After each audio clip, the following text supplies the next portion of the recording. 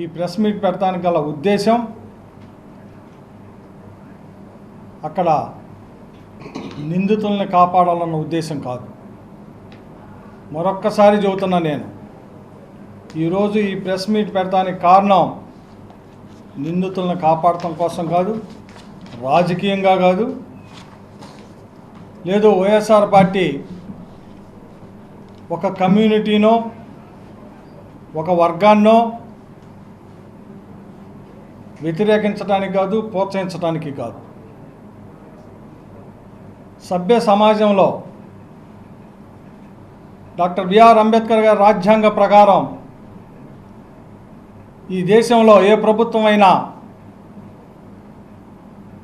ప్రజలు తమ ఓటు హక్కు ద్వారా గెలిపిస్తే ఆ ప్రభుత్వాలు ప్రజలకి న్యాయ రక్షణ, సామాజిక రక్షణ కల్పించాల్సిన పోలీసు వ్యవస్థ ఏ రకంగా రోడ్డు మీద యువకుల్ని దారుణంగా చిత్రహింస చేసిన ఘటనని ఒక రాజకీయ పార్టీగా, ప్రజల సంక్షేమమే పరమావధిగా లా అండ్ ఆర్డర్ని కాపాడిన జగన్మోహన్ రెడ్డి గారి నాయకత్వంలో గత 5 సంవత్సరాలు ఎక్కడా కూడా ఇటువంటి ఘటనలు జరగకుండా చూసిన పార్టీ వైఎస్ఆర్ పార్టీ.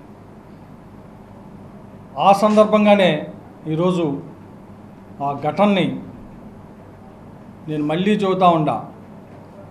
నిందితులు కనుక నిజంగా నిందితులైతే మీరు శిక్షించండి. మేము దాన్ని కాదు మాట్లాడుతుంది. మా ఉద్దేశం నిందితులను వెనకేసు రావటం కాదు.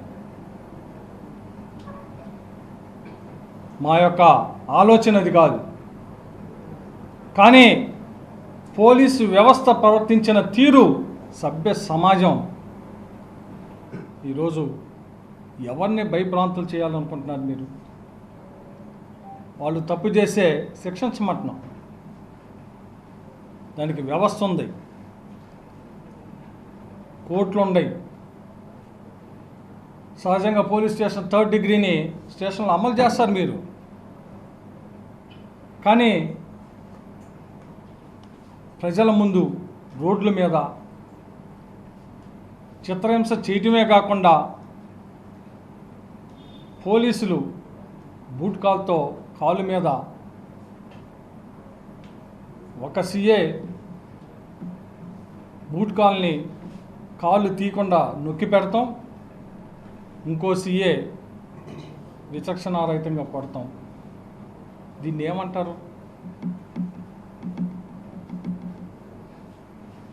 నిందితుల్ని డెఫినెట్గా శిక్షించమంటున్నాం. కానీ సమాజంలో నివసించే ప్రజల్ని భయభ్రాంతులు చేయాలా? లేదు లా అండ్ ఆర్డర్ని పోలీసు వ్యవస్థ చేతుల్లో తీసుకునే విధంగా ఏదో చేయాలంటే మాత్రం అది మంచి పద్ధతి కాదు. ఈరోజు వైఎస్ఆర్ పార్టీ ఇక్కడున్న మేమందరం ఈ ప్రెస్ మీట్ ద్వారా చేసిన పని సిగ్గుతో తల వంచుకోవాలా ప్రభుత్వం.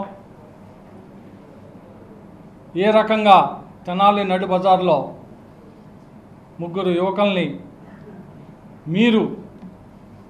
మీకు లేని అధికారాన్ని ఎవరి కోసమో, ఎవరి మెప్పు కోసమో పోలీసులే వీడియోలు తీసి, ఇది ఇంకా చాలా విచిత్రంగా ఉంది, కొత్త సిస్టమ్ తీసుకొచ్చారు తెనాల్లో. ఎవరు చూపించాలా? పోలీసులే వీడియోలు తీస్తున్నారు, వాళ్ళే కొడుతున్నారు, వాళ్ళే వీడియో తీశారు. ఈ వీడియో ఎలా ఇన్ని రోజులకి బయటకు వచ్చిందంటే పోలీసులు తీసిన వీడియో, అది పోలీస్ కానిస్టేబుల్ తీసిన వీడియోలు ఈరోజు బయటకు వచ్చేవరికి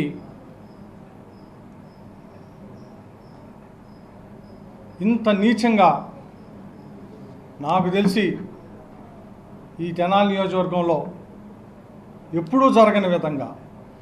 ఎందుకంటే నేను ఇప్పుడు 3 సార్లు పోటీ చేశాను. శాసనసభ్యుడికి చేశారు. మా తండ్రి అన్నా సత్యనారాయణ గారు అంతకుముందు 3 సార్లు ఇక్కడ మున్సిపల్ చైర్మన్గా, ఎమ్మెల్యేగా పనిచేసి మంత్రిగా పనిచేశాం. ఇంకా అనేక మంది నాయకులు ఈ తెనాల్లో శాసనసభ్యులయ్యారు. కానీ ఏ రోజు జరగని విధంగా ఇంత దారుణంగా ఈ చర్యని ఖండిస్తూ ఉంటాం. తప్పకుండా ఈ చర్యని పోలీసు వ్యవస్థకే మాయని మచ్చ. అలాగే ప్రభుత్వం ఈ చర్యపై ఇమీడియట్గా యాక్షన్ తీసుకోవాలని చెప్పి వైఎస్ఆర్ పార్టీ డిమాండ్ చేస్తాం.